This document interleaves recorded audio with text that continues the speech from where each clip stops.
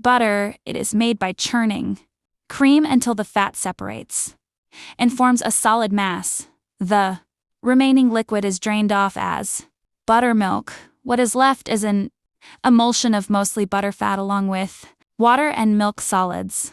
When heated, the water turns to steam, which slows down browning, while the milk solids are what eventually toast and develop flavor because those components react at different speeds. Butter moves quickly from melted to browned to burnt, which is why timing matters when cooking with it. Salted butter, butter with added salt, usually around 1 to 2%, shifts both flavor and stability. The salt enhances overall taste while slightly muting the natural sweetness of the cream.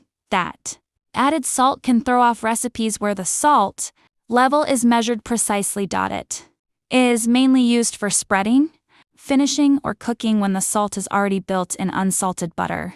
Butter without added salt, which keeps both the flavor and composition predictable. That matters in baking and sauces, where small changes in salt levels affect structure and balance. Because nothing is added, the natural dairy flavor comes through more clearly. It is used when you need full control over seasoning. Sweet cream butter, it is made from fresh, pasteurized cream that has not been fermented before churning. Structurally, it is the same as standard butter, but the lack of fermentation means it browns more cleanly and produces a simpler flavor when heated. This is the default style used in most cooking and baking.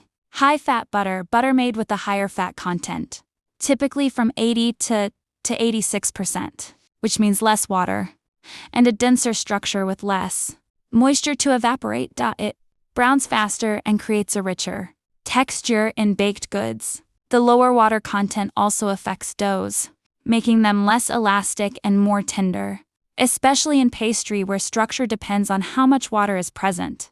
Cultured butter. It is made by fermenting cream before churning using bacteria that convert lactose into lactic acid. That process introduces acidity and changes the fat structure, giving the butter a slightly tangy flavor and a firmer texture. The fermentation also develops the milk solids, which brown faster and produce a deeper, more complex flavor when heated. This makes cultured butter especially effective in baking and in sauces where browning plays a role in the final taste. Grass-fed butter, made from the milk of cows that primarily eat grass. This diet changes the composition of the fat. It contains more carotenoids, giving it a deeper yellow color, and slightly shifts the fatty acid profile. The difference is subtle in cooking, but more noticeable when used directly. Goat butter, butter made from goat's milk rather than cow's milk. That change alters the fat structure and the flavor. Goat milk contains smaller fat globules and different fatty acids, which give the butter a naturally softer texture and a more tangy, slightly earthy taste. The difference is noticeable even without heating. So